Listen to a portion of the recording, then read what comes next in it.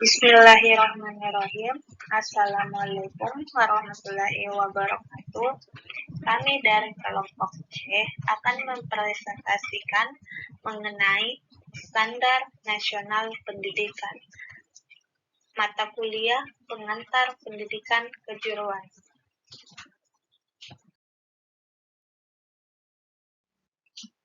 Adapun anggota kelompok C, yaitu yang pertama adalah Nurfaida dengan NIM 220201500008. Dua, dengan saya sendiri, Sri Rejeki Yunus dengan NIM 220150010001. Ketiga, Adnan Hairir Hisham dengan NIM 220201502005. Dan yang terakhir yaitu Muhammad Yafham dengan NIM 2201502009.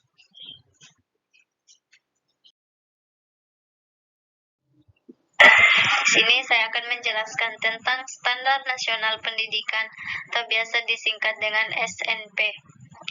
Pada pembahasan kali ini terdapat pendahuluan tentang Standar Nasional Pendidikan, di mana kriteria wilayah minimal tentang sistem pendidikan di seluruh wilayah hukum negara Kesatuan Republik Indonesia.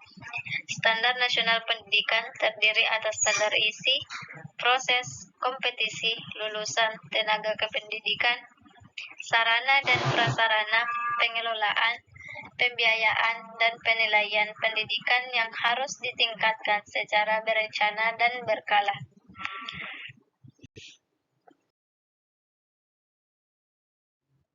Standar pendidikan nasional adalah kriteria minimal tentang sistem pendidikan di seluruh wilayah hukum negara Kesatuan Republik Indonesia.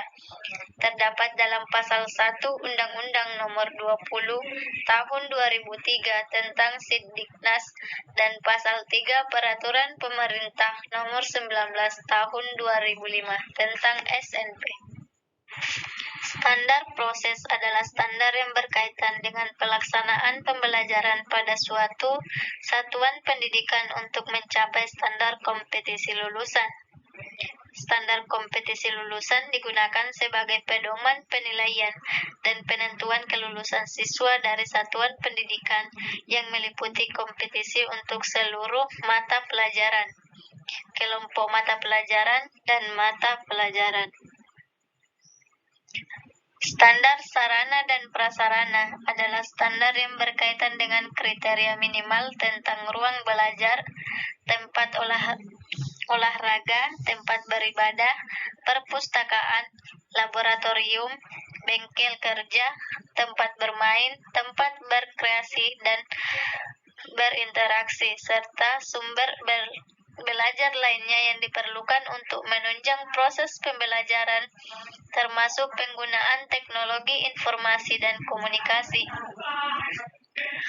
Standar pengelolaan adalah standar yang berkaitan dengan perencanaan, pelaksanaan, dan pengawasan kegiatan pendidikan pada tingkat satuan pendidikan, kabupaten atau kota, provinsi, atau nasional agar tercapai efisiensi dan efektivitas penyelenggaraan pendidikan. Dalam standar pembiayaan adalah standar yang mengatur komponen dan besarnya biaya operasi satuan pendidikan yang berlaku selama 1 tahun.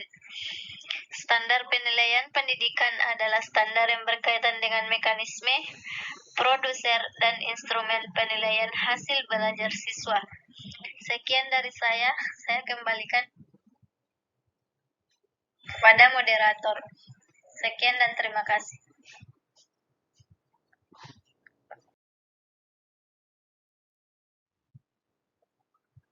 Baik, saya akan menjelaskan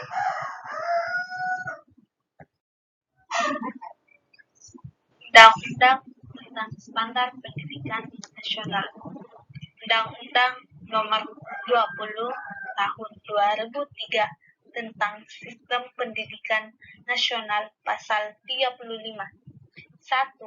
Pengembangan Standar Nasional Pendidikan (SNP) serta pemantauan dan pelaporan pencapaian secara nasional dilaksanakan oleh suatu badan standarisasi, penjaminan, dan pengadilan mutu pendidikan. 2. Ketentuan lebih lanjut diatur dengan peraturan pemerintah Undang-Undang Nomor 20 Tahun 2003 Pasal 35 Ayat 1, yaitu Standar Nasional Pendidikan terdiri atas standar isi, proses, kompetensi lulusan, tenaga kependidikan, sarana dan prasarana, pengelola, pembiayaan, dan penilaian pendidikan yang harus ditingkatkan secara berencana dan berkala.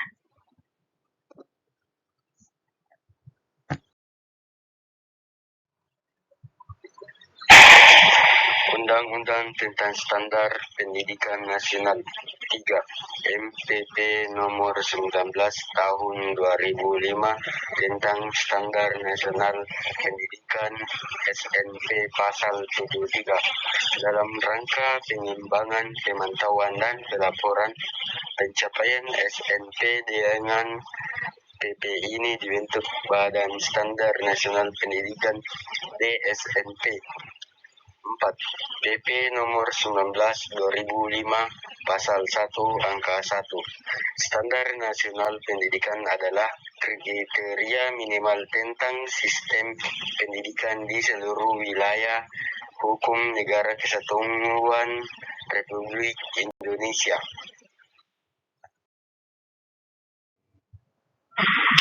Strategi pemenuhan SNP dalam meningkatkan mutu. Hal yang pertama harus disepakati semua pihak adalah melaksanakan komitmen penjaminan mutu sekolah.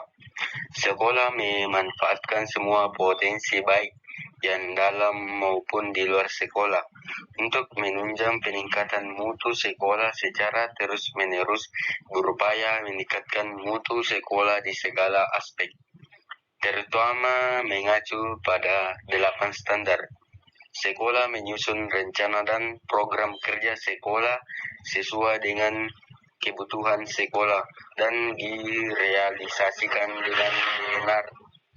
Rencana kerja dan anggaran sekolah yang disusun untuk jangka 1 tahun maupun jangka menengah atau 4 tahun. Dalam membuat perencanaan perlu diperhatikan target kerja yang terukur sesuai kemampuan sekolah. Program kerja yang sudah ditetapkan perlu direview setiap tahun.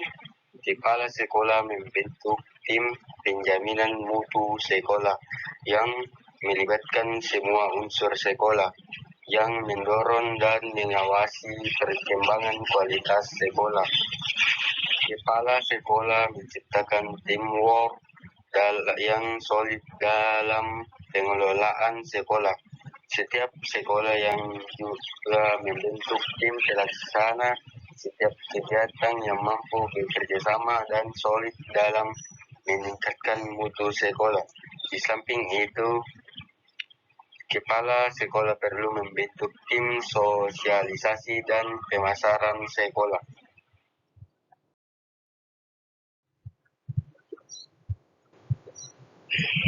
Kajian kondisi objektif madrasah negeri dan swasta.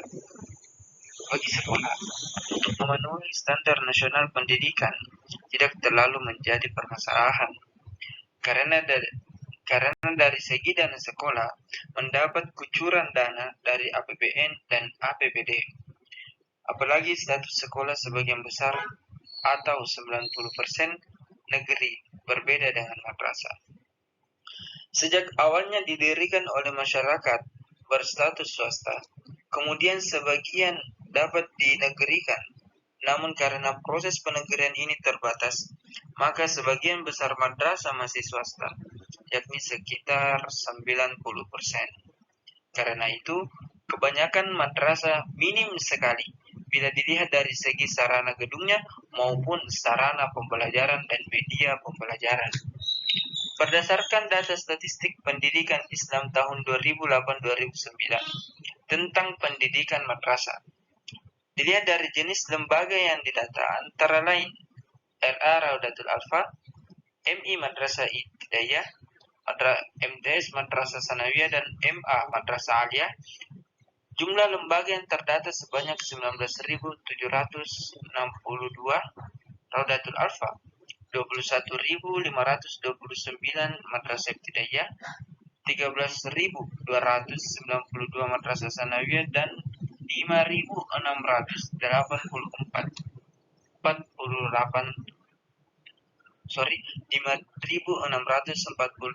madrasah aliyah yang tersebar di 33 provinsi di Indonesia. Tahun ini, jumlah lembaga negeri mengalami peningkatan diakibatkan adanya beberapa jumlah lembaga swasta yang dinegerikan. Sekarang, jumlah madrasah ibtidaiyah negeri menjadi 1.662, madrasah sanawiyah negeri sebanyak 1.384, dan madrasah aliyah negeri sebanyak 735. Jumlah tersebut belum seluruhnya karena masih menunggu SK Menteri Agama tentang lembaga penegerian baru yang belum terbit sampai tulisan ini disajikan.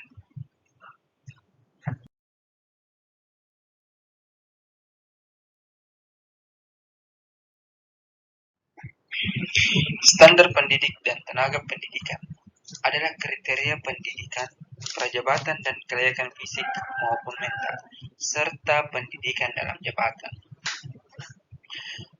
Undang-Undang Nomor 20 Tahun 2003 Pasal 45 Ayat 1 menyatakan, setiap satuan pendidikan sesuai dengan pertumbuhan dan perkembangan potensi fisik, kecerdasan intelektual, sosial, dan emosional dan kejiwaan peserta didik.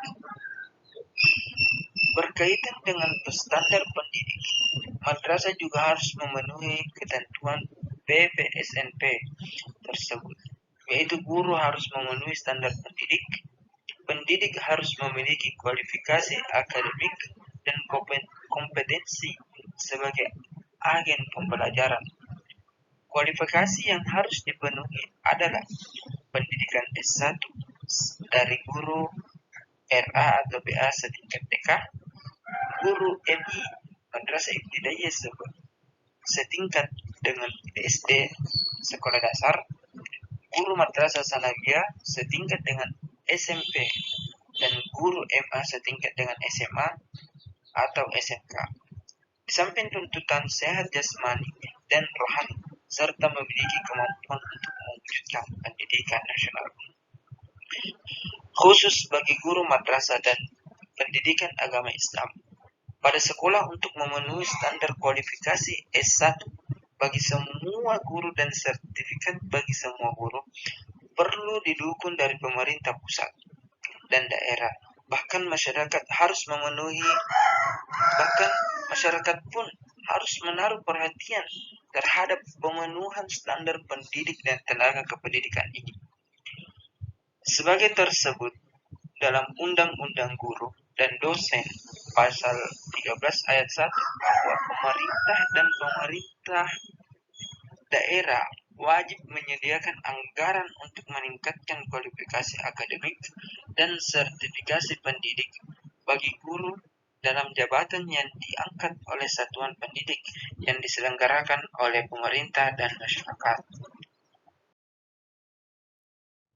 Sekian dari kelompok kami, kurang dan lebihnya mohon dimaafkan. Wassalamualaikum warahmatullahi wabarakatuh.